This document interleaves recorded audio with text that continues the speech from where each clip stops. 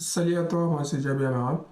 Bienvenue sur ma chaîne. Ici, on parle d'expertise IT, on parle de gestion de projet et on parle des mindset. Dans les différentes vidéos qui vont suivre cette première, on va parcourir un projet, une réalisation d'un cœur Kubernetes. Kubernetes, c'est un outil utilisé pour orchestrer les containers dans un système d'information de type microservice. Euh, Ça m'a pris énormément de temps pour débugger, pour la mettre en route. Dans cette première vidéo, c'est qu'on va voir les contextes. Ensuite, on va voir les défis que j'ai rencontrés pour cette mise en place et pourquoi cette solution est utilisée. Est-ce qu'il est adapté à tout type d'environnement? Voilà, donc ce sont les différents points qu'on va aborder dans cette vidéo. C'est parti pour les premiers points, qui est le contexte de cette série. Il faut savoir que Kubernetes, ça demande des ressources d'abord pour la déployer. Et pour la mettre en place, d'abord, il te demande des prérequis. Parmi ces prérequis-là, il y a des ressources matérielles qui vont entrer en jeu, c'est-à-dire des machines virtuelles ou des machines physiques sur lesquelles tu vas déployer. Malheureusement, pas qu'une seule machine. Il te faut minimum 3. Deux, ça peut le faire, mais minimum 3 pour la faire fonctionner. Il y a des outils pour simuler tout cela, comme Minikube et divers compagnies. Moi, durant toutes mes séries d'apprentissage sur Kubernetes, c'était avec l'outil Minikube où je pouvais simuler tous les cœurs de Kubernetes et continuer à faire mes travaux rapidement, à exécuter mes commandes et ça fonctionne bien. Mais par contre, il y a une grande partie de l'outil que tu ne vois pas dans ces arts des composants. Euh, Dans cette série, on va le mettre en place sur 3 machines. On va faire un retour d'expérience de ce qui a marché et de ce qui n'a pas marché. Donc ça, c'est le contexte de sa réalisation, c'est de pouvoir aller au cœur de l'outil et de comprendre et de débugger les différents problèmes qu'on va rencontrer au fur et à mesure de son déploiement. Ça m'a pris 3 nuits et 2 week-ends, pour ne pas dire 4 nuits ou pour ne pas dire une semaine complète.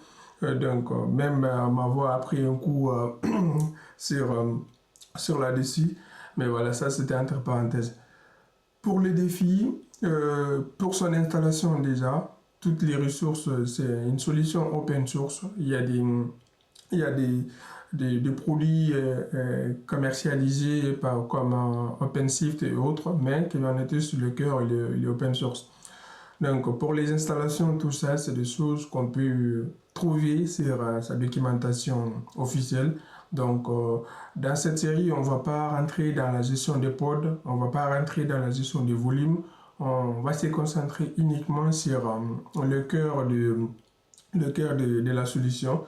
Les défis que j'ai rencontrés, le premier obstacle que j'ai pris, ça c'était la gestion des certificats entre les différents composants.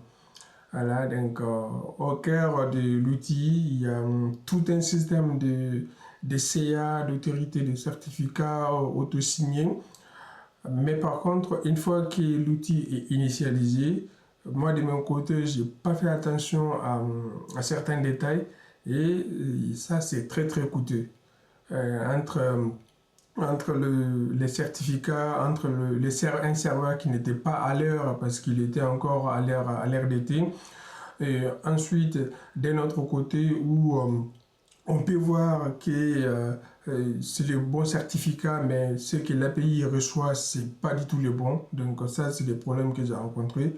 Et, l'erreur que je faisais encore, c'était de réinitialiser tout le temps que j'avais de problème de certificat. Je pensais que j'étais en train de traiter le souci, mais au fur et à mesure que je le faisais, j'empirais encore la situation. Ça, c'est les premiers points que j'ai rencontrés comme défi. Le deuxième défi, c'est les CNI.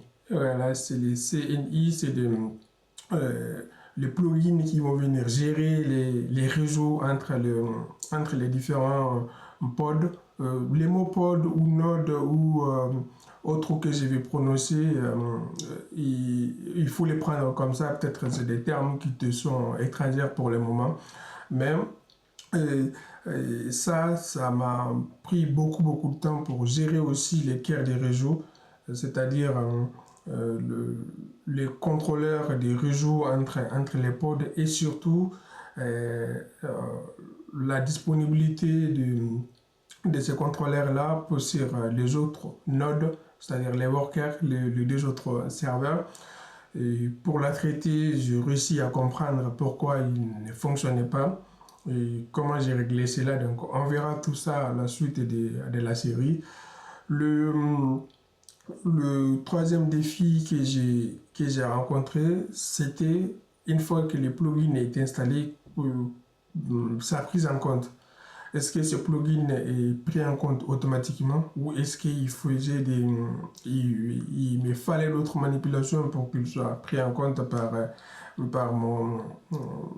par les serveurs ou par toute la stack de pilotage de l'outil. Et là, les derniers défis que j'ai réussi à régler, mais qui m'a pris aussi beaucoup de temps et des réflexions. Et ça, c'était les containers 2, sa configuration, et comment est-ce que comment est-ce que je pouvais comprendre que les pods, les containers sur un de mes workers ne fonctionnait pas et qu'est-ce que j'ai fait pour traiter cela. Donc, on a vu le contexte et on a vu les défis que j'ai rencontrés durant ce travail de mise en place d'un cœur de Kubernetes. On va passer dans la prochaine vidéo pourquoi Kubernetes est utilisé. Est-ce que c'est une solution qui est adaptée à tout type d'infrastructure ou à tout type d'application?